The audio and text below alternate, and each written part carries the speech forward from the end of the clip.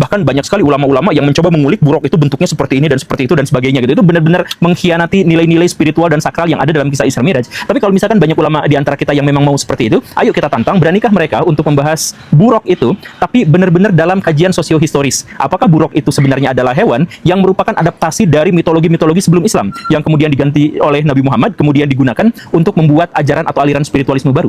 Kalau misalkan kita melihat latar tempat di mana dia berkembang, yaitu Persia, maka kita akan menjadi cukup terjelaskan. Karena kita menemukan banyak sekali indikasi-indikasi yang kuat. Maksudnya gini, Baraya, orang-orang Persia pra-Islam itu kenal banyak sekali hewan-hewan campuran.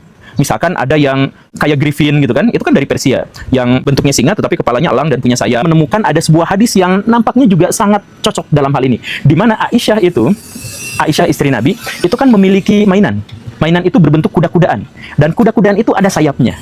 Jadi, apakah cerita mitologi Yunani itu sudah sampai ke Mekah sedemikian sehingga itu menginspirasi Nabi Muhammad untuk menggambarkan makhluk yang mengantarkannya ke Sidratul Muntaha? Apakah seperti itu? Ya, itu kalau misalkan Baraya mau membuka kemungkinan untuk itu ya silakan saja. Tapi saya sih dalam hal ini ada beberapa ganjalan gitu ya. Pertama, ketika Aisyah itu menampilkan kepada Nabi Muhammad bahwa kudanya itu ada sayapnya, Nabi Muhammad kan langsung komplain dan menunjukkan keheranan dan ketidaksetujuan. Misalkan, masa sih kuda kok ada sayapnya gitu. Nah, pernyataan Nabi bahwa kuda kok ada sayapnya itu kan sebenarnya adalah komplain karena Nabi tidak percaya kuda ada sayapnya. Dan karena itu, komplainan itu seharusnya muncul ketika Nabi memang sama sekali tidak pernah membayangkan atau melihat ada kuda yang ada sayapnya. Kan begitu ya? Ya, kurang lebihnya begitu. Lagi pula, satu hal yang harus ditegaskan di sini adalah bahwa Nabi itu tidak pernah menggambarkan secara eksplisit bahwa ia itu kuda. Bahkan tidak disebut kuda.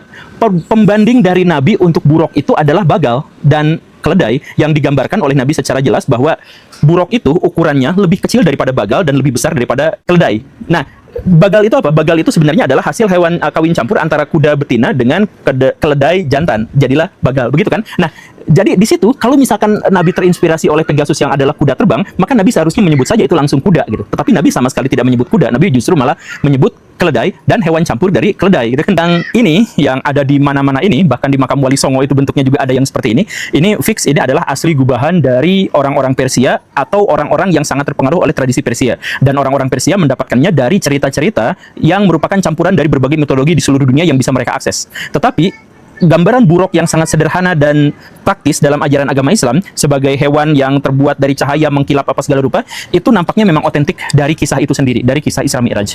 Itu adalah hasil tafsiran saya. Baraya kalau misalkan tidak setuju juga tidak apa-apa, dan kalau Baraya punya pendapat lain silahkan tulis di kolom komentar. Saya pamit undur diri karena sudah diganggu sama kucing yang bangun. Terima kasih karena sudah menyimak. Saya Guru Gembul. Assalamualaikum warahmatullahi wabarakatuh.